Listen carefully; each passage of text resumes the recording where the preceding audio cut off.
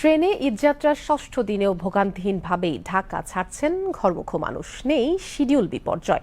যাত্রীর চাপ থাকলেও রাজধানীর কমলাপুর রেল স্টেশনে আজ দেখা গেছে এই চিত্র। যাত্রীরা বলছেন পূর্বের যে কোনো সময়ের তুলনায় এবারের রেলযাত্রা এখনও স্বস্তির।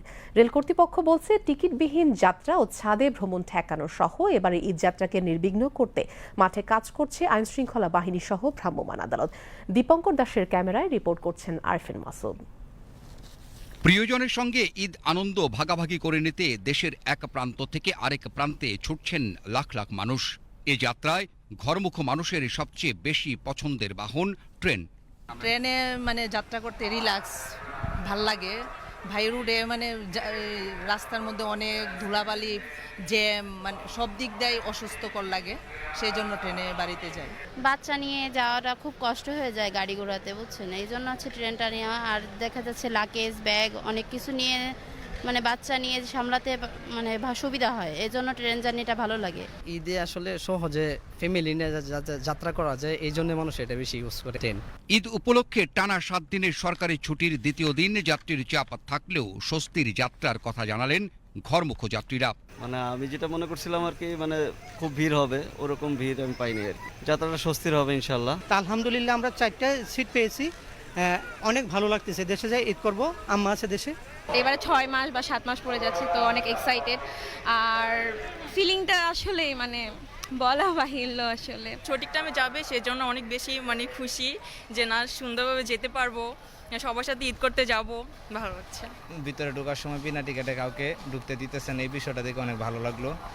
তো সবসময় যদি এরকম থাকে তাহলে আশা করি ট্রেন জার্নিটা অনেক ভালো হবে, মানুষেরও স্বস্তিভাবে জার্নি করতে পারবে, গন্তব্যস্থানে পৌঁছাতে পারবে। এবার ভিড় কম, মানুষজন কম আছে, ধাক্কি নাই, বাচ্চারা নিয়ে আমরা স্বস্তিতে জার্নি করতে পারবো। এখানে ভিড় কম, ঠেলাঠেলি নেই, আর এই জন্য স্বস্তি মনে হচ্ছে। অনলাইনে টিকিট বিক্রি, টিকিটবিহীন ভ্রমণ বন্ধে 3 স্তরের চেকপোস্ট আর শিডিউল বিপর্যয়হীন যাত্রা পূর্বের যে কোনো সময়ের তুলনায় এবার রেল ভ্রমণকে করেছে ভোগান্তিহীন এবং নির্বিঘ্ন। তারপরে টিকিট কাটতে কোনো ভোগান্তি হয়নি, এখানে এসে সময় মতো ট্রেনে উঠতে পারছি। এবং মনে করছিলাম যে ঈদের আগে আগে তো ট্রেনে অনেক ভিড় হয়, অসংখ্য হয় মানুষজন, কিন্তু এবার দেখলাম যে না, সবকিছু ঠিকঠাক মতো আছে, ব্যবস্থাপনা অনেক ভালো। এইবারকার যে ট্রেন চলাচল করছে টাইম টু টাইম, সময় মতো চলাচল করার কারণে এবং ব্যবস্থাপনা ওনাদের ভালো মনে হচ্ছে।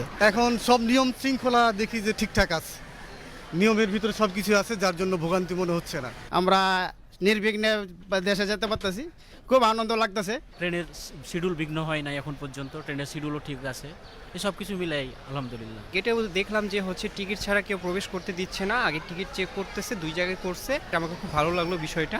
তো আমি টিকিট পেয়েছি, আলহামদুলিল্লাহ, যাত্রা মনে হয় ভালোই হবে।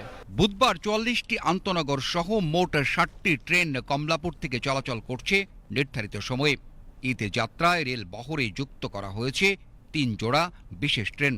কমলাপুর স্টেশন ম্যানেজার জানালেন, এবার শিডিউল বিপর্যয়হীন রেল ভ্রমণ নিশ্চিতে সবচেয়ে বেশি গুরুত্ব দিচ্ছে রেল কর্তৃপক্ষ।